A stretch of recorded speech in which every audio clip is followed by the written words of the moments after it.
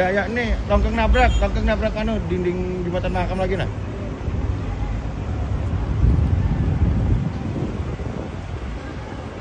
Empat ada ke 328. 144 pian mau kemana? 144 kenapa lurus ke situ? 144 treble ke 144. Detik 7 maka nah dijawab dia.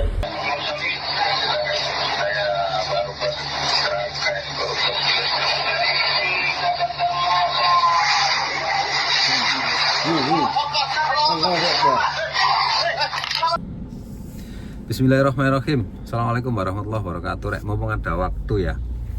Sebenarnya nggak enak ya bikin video di tempat kayak gini, cuma nggak apa-apa. Saya juga nggak ke lapangan, belum ke lapangan, bukan nggak ke lapangan. Ini lagi nunggu tempat itu bukan sablon apa? Bordir. Saya mau bordir kaos ini ya.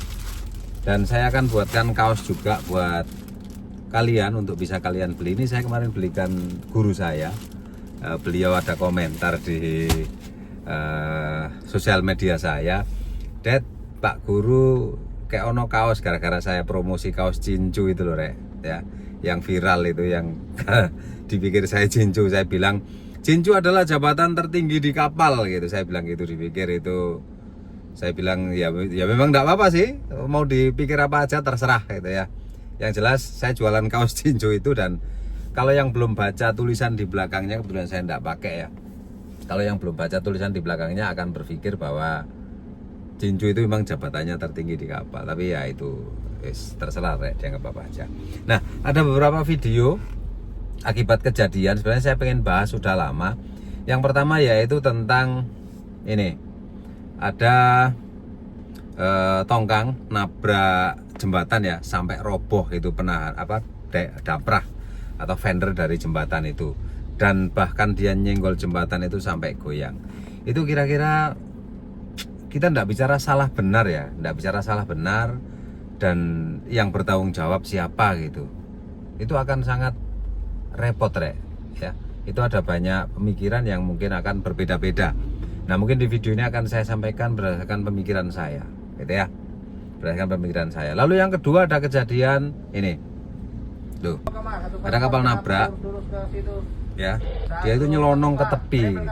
Rupanya yang jaga tidur, entah itu nahkodanya atau hanya petugas jaga tertidur.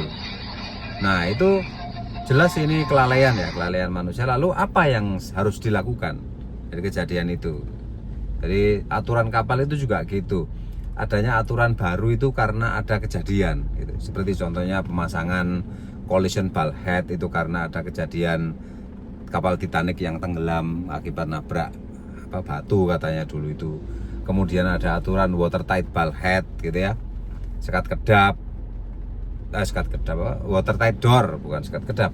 Watertight door itu karena dulu ada kapal Andrea Gill ya, kapal pancing itu yang pintunya tidak kedap segala macam. Nah, ini mungkin dengan kejadian ada tubrukan jembatan, ada tubruk orang tidur dan nubruk rumah, itu mungkin nanti akan ada aturan baru lagi. Kalau misalnya teman-teman di otoritas di perhubungan dan di kelas itu membuat analisa, nanti akan ada aturan baru lagi. Tapi biasanya kita nunggu orang luar sih ya.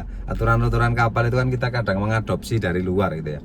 Kalau orang luar tidak ada update aturan baru ya kita diem-diem aja. Tapi mudah-mudahan teman-teman yang di BKI dan di perhubungan punya semacam ya gagasan lah ya, bahwa ada aturan begini. Tapi sebenarnya sudah ada. Contoh misalnya seperti yang pertama, video pertama tadi, kapal nabrak jembatan ya, itu aturannya sudah ada, bahwa bahkan di pemerintah daerah sudah menerapkan kapal harus tidak cukup di asis kalau seperti itu, Rek. Tidak cukup dipandu, harus asis ya, pandu asis. Karena selama ini kalau misalnya sudah lancar akibat ada kejadian lalu sudah dianggap lancar gitu, cukup pandu yang naik ya, pandu atau petugas pandunya yang naik, tidak diasis, tidak digandeng, tidak dibantu kepil. Bahkan mungkin karena ada aturan itu, ada kejadian itu, mungkin nanti ada aturan bahwa kalau kapal atau tongkang mau melewati jembatan, dia wajib dipandu, dikepil gitu ya, diasis. Tidak hanya cukup takbut yang menariknya saja gitu. Itu diasis. Kemudian Yang kedua, apa arek-arek iki? Oh, tak kira iseng. Anak-anak kecil itu ya. Ya, apa sampai mana tadi?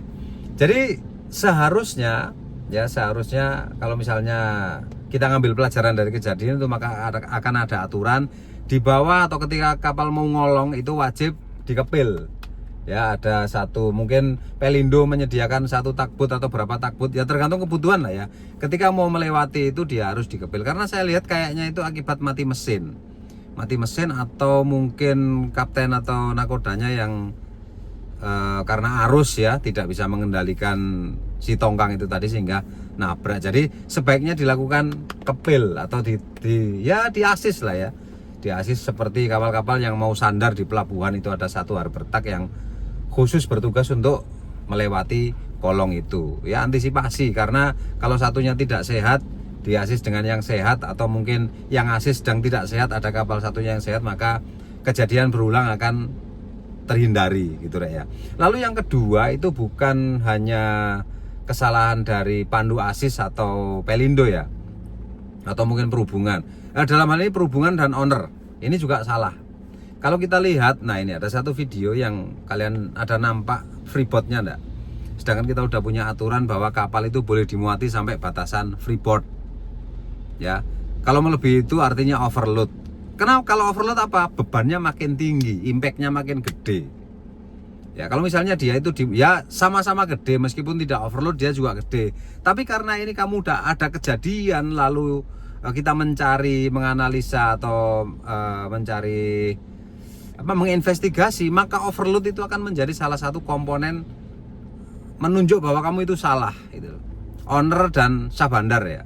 Karena kapal ini berjalan atau bisa berlayar itu dikeluarkan surat oleh sabandar, SIB atau SPB, dan sebelum SPB itu dia harus melihat kondisi kapal itu draftnya berapa, atau mungkin juga ada surveyor yang bisa menyatakan bahwa draftnya sekian. Nah itu kenyataannya overload, tapi masih dikasih izin jalan gitu.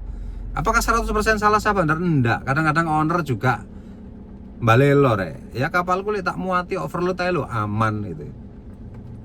Tak muati kalau sesuai dengan Plimsoll, sesuai dengan IPLT, itu rugi saya. Nah itu yang repot itu ya, itu ya. Jadi dua itu saja ya. Nanti mungkin kita bukan cari kesalahan, kemungkinan kesalahannya itu tadi overload dan juga tidak ada asis ya. Jadi solusinya yaitu asis ketika mau ngolong jembatan, lalu benar-benar diterapkan. Kapal overload jangan boleh lewat, jangan dikasih SIB, itu saja ya. Mungkin itu saja, yang lainnya nanti bukan teman-teman yang nambahin.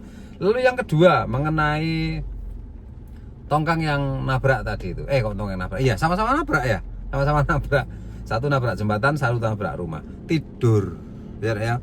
Saya enggak tahu, kita bahas yang krunya dulu karena ini 100% murni kesalahan kru itu sebenarnya ya, karena ada video berikutnya yang tidur itu tadi. Jadi ya gimana ya? Yang bertanggung jawab ya jelas enggak mungkin juga perusahaan membebankan ke kru ya.